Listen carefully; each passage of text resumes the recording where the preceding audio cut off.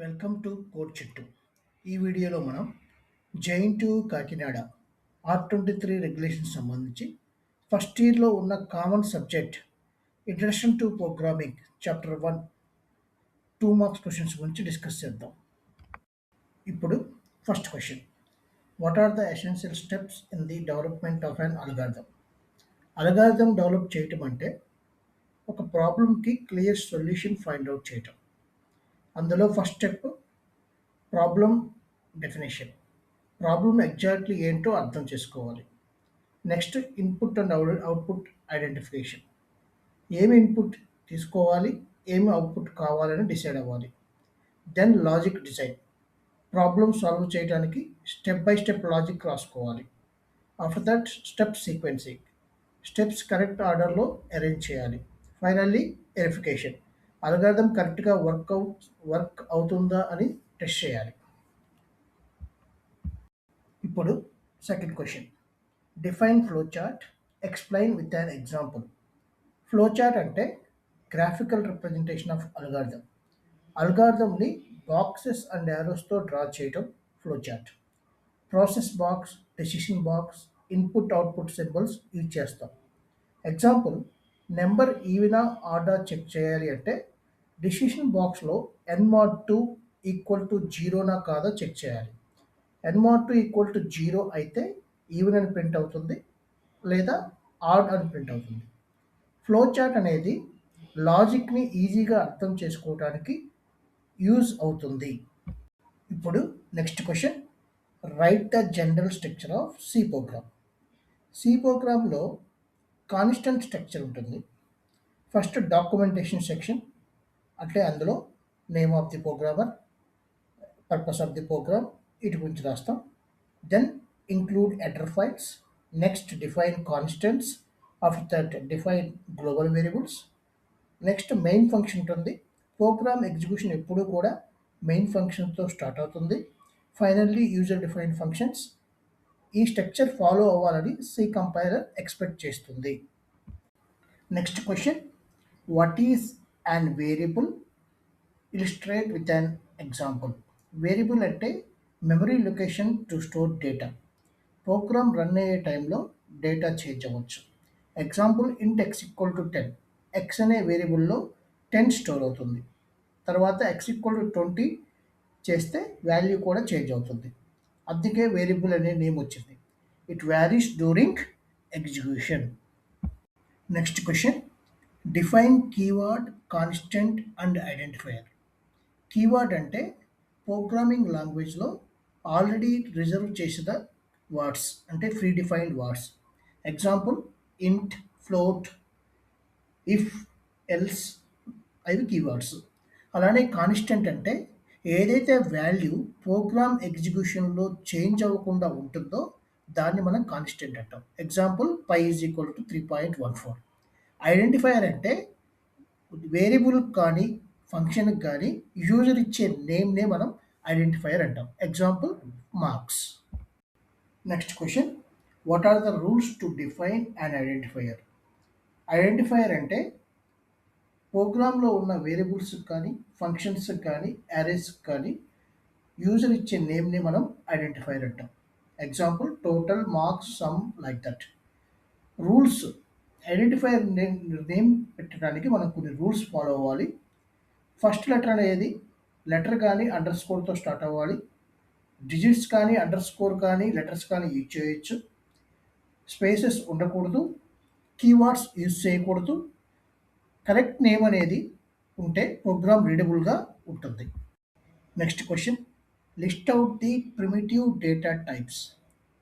Data types అనేది ఎటువంటి data store చేయాలో డిసైడ్ చేస్తాయి. మనకి నాలుగు రకాల డేటా టైప్స్ ఉన్నాయి. అవి ఇంట్, ఫ్లోట్, క్యార్, డబుల్. ఇంట్ అనేది ఇంటీజర్స్ కోసం, ఫ్లోట్ డెసిమల్ వాల్యూస్ కోసం, క్యార్ క్యారెక్టర్స్ కోసం, డబుల్ హై ప్రిసిషన్ వాల్యూస్ కోసం. డేటా టైప్ చెప్పకపోతే మెమరీ కరెక్ట్గా అలొకేట్ అవ్వదు. Next question, what is ternary operator and conditional operator? ఇది ఇఫ్ ఎల్స్ కండిషన్కి షార్ట్ ఫామ్ లాగా యూజ్ అవుతుంది.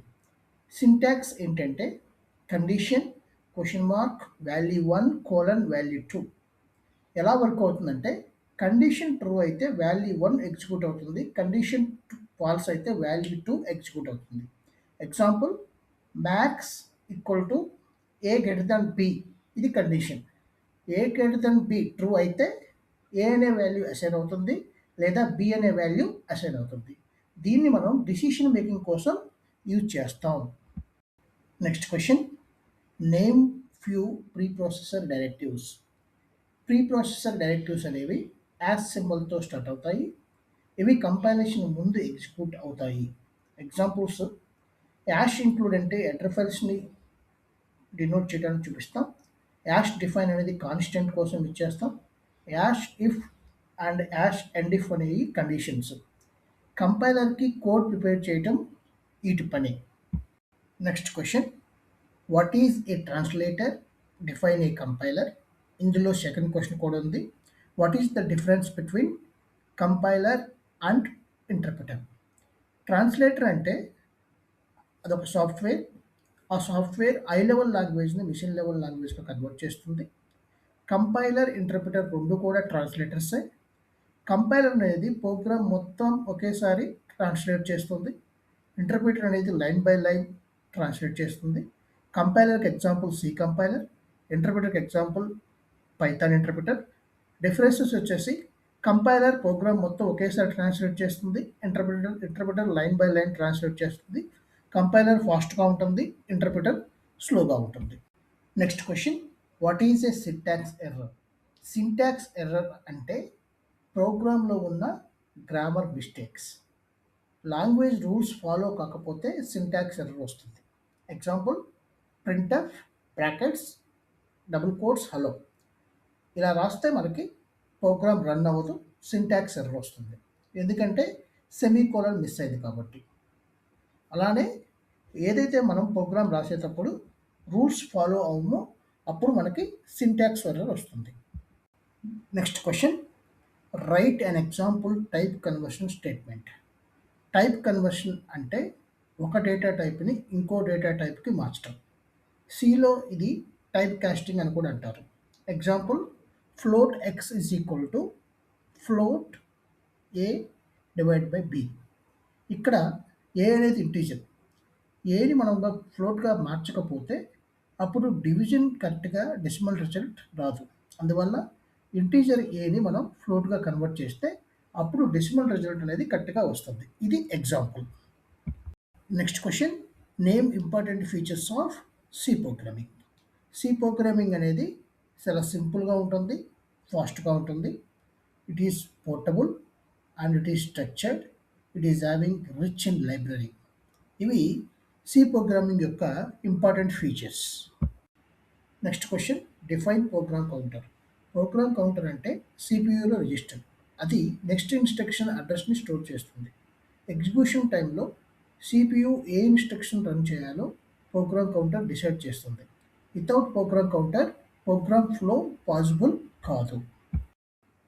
ఇప్పటివరకు మనం చాప్టర్ 1 రిలేటెడ్గా ప్రీవియస్ ఎగ్జామ్స్లో అడిగిన 2 మార్క్స్ క్వశ్చన్స్ అన్నీ కూడా డిస్కస్ చేసాం. ఈ వీడియో మీకు ఎగ్జామ్ ప్రిపరేషన్లో యూజ్ అయితే please like, share and subscribe.